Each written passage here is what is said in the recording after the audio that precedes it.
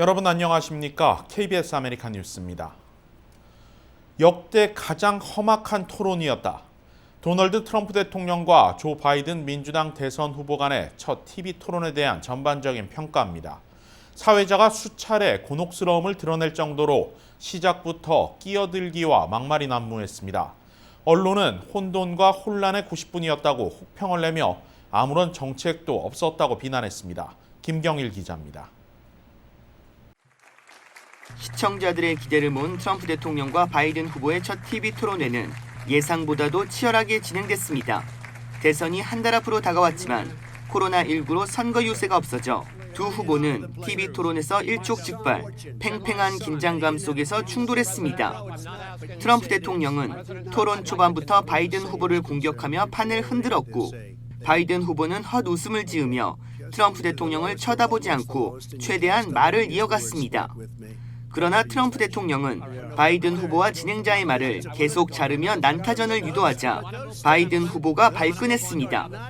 Radical left. Will you shut up, man? Listen, who is on your list, Joe? Who's on your list? Gentlemen, I think This we've is ended so this. He's going to pack the court. We have I'm not here to call out his lies. Everybody knows he's a liar. But you I just agree, want to and make Joe, sure. you're the liar. I want to make sure. Graduated last in your class, not first in your class.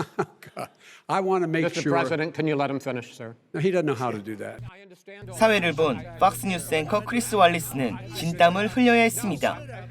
트럼프 대통령이 계속 바이든 후보와 진행자의 말을 끊었기 때문입니다. 첫 TV 토론에서 트럼프 대통령은 난타전으로 일관했고 바이든 후보는 안정적 이미지를 유지했다는 평가를 받으며 바이든 후보의 승리로 평가했습니다. 그러나 유권자들이 볼 때 트럼프 대통령이 말을 잘하는 것처럼 보일 수 있고 바이든 후보는 강하게 밀어붙이는 모습을 보이지 못했다는 점에서 바이든 후보가 아주 잘한 토론이라고 보기도 어려운 상황입니다.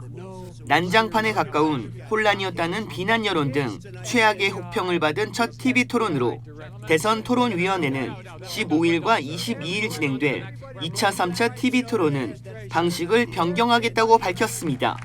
KBS 뉴스 김경일입니다. 평화 시위와 폭력 시위, 코로나 대응 찬반과 대법관 지명 논란까지 두 후보는 6개 주제를 놓고 시종일관 첨예하게 다른 입장을 드러냈는데요. 특히 대선 결과 여부에 대해 바이든 후보는 승복할 것이라고 답했지만 트럼프 대통령은 끝까지 정확한 답변을 하지 않았습니다. 계속해서 이우수 기자가 보도합니다. 사회자가 끼어들기 어려울 정도로 뜨거웠던 두 대선 후보의 TV 토론회. 토론의 형식을 넘어 두 후보 간의 언쟁으로 이어지자 보다 못한 사회자는 중재에 나섰습니다. Let me ask my Well, question. I'll ask Joe. People with President, I'm the pre-existing moderator of this conditions. debate, and I would like you to let me ask my question, and then you can answer. 인종차별에 관련한 부분도 시청자들의 관심을 끌었습니다. 트럼프 대통령은 인종차별주의를 직접적으로 비판하진 않았습니다. Are you willing tonight to condemn white supremacists and militia groups and to say that they need to stand down and not add to the violence in a number of these cities, as we saw? I would say almost everything I see is from the left wing, not from the right wing. So what are you saying? I'm willing to do anything. I want to see Well, peace. then do it, sir. Say it. Do it. Say it. 급진 좌파가 폭력 시위를 주도하고 있다는 주장을 되풀이한 것인데 결과적으로 보면 인종차별 반대 시위대에 총기로 대항하는 백인 우월주의자들을 트럼프 대통령이 옹호해 준 것이라는 분석입니다. 우편투표 신뢰도에 관한 맹점도 이번 토론회에서 이슈가 됐습니다. 트럼프 대통령은 우편투표를 신뢰할 수 없다는 입장을 고수했으며 바이든 후보는 결과에 승복할 것이라고 맞섰습니다. I will accept it, and he will too. You know why? Because once the winner is declared, after all the ballots are counted, all the votes are counted, that'll be the end of it. That'll be the end of it. And if it's me, in fact, fine. If it's not me, I'll support the outcome, and I'll be a president not just for the Democrats. I'll be a president for Democrats and Republicans. 트럼프 대통령은 사회자의 진행을 무시한 채 즉각 반발에 나서다 결국 사회자에게 제지당했습니다. Gentlemen, you say that's the end of it. This is the end of this debate. We're going to leave it there. To be continued as in more debates as we go on. 이 밖에도 트럼프 대통령은 바이든 후보의 아들 문제를 지적했으며 바이든 후보는 트럼프 대통령이 10년간 소득세를 납부하자는 부분을 꼬집어 공격했습니다. 두 후보는 장기적 해결 과제인 코로나 대응 문제와 의료보험을 두고도 논쟁을 펼쳤지만 뾰족한 답변을 내놓지는 못했습니다. 여론조사기관 SSRS가 토론회 시청자 569명을 대상으로 조사한 결과 이번 토론회에서는 바이든 후보가 절반 이상인 60%를 차지했습니다.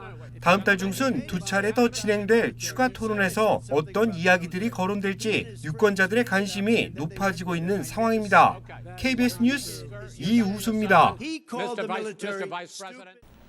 토론 내내 두 후보는 여러 주장들과 함께 서로를 비방했는데요. 이에 대한 치열한 사실 검증도 이뤄졌습니다. 과연 누가 더 거짓말을 많이 했을까요? 이 주장에는 중요한 전후 맥락이 빠졌습니다.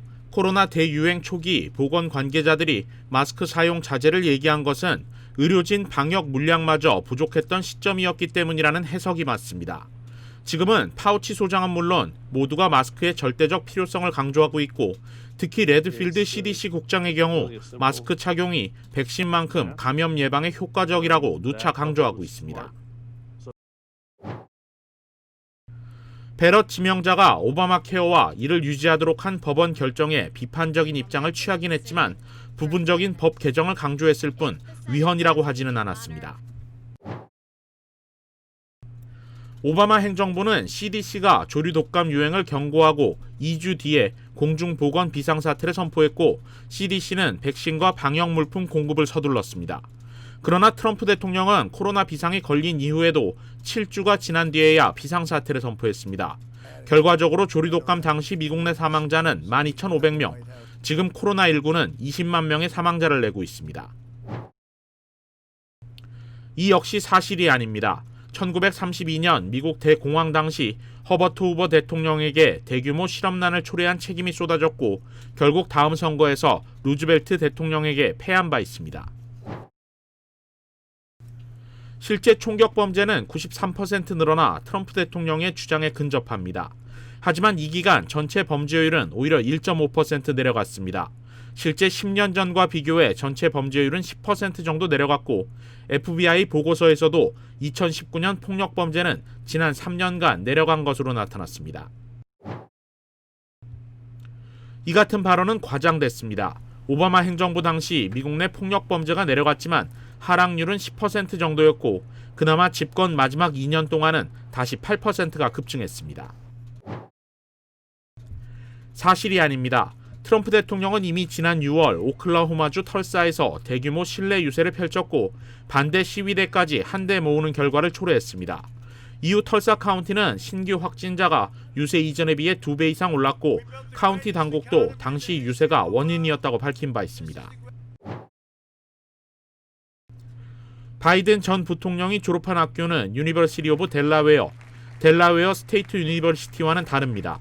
그러나 바이든 전 부통령이 유세기간 언급한 것은 델라웨어주 출신이라는 것을 강조한 것이지 자신이 직접적으로 델라웨어 스테이트 유니버시티를 졸업했다고 한 적은 없습니다.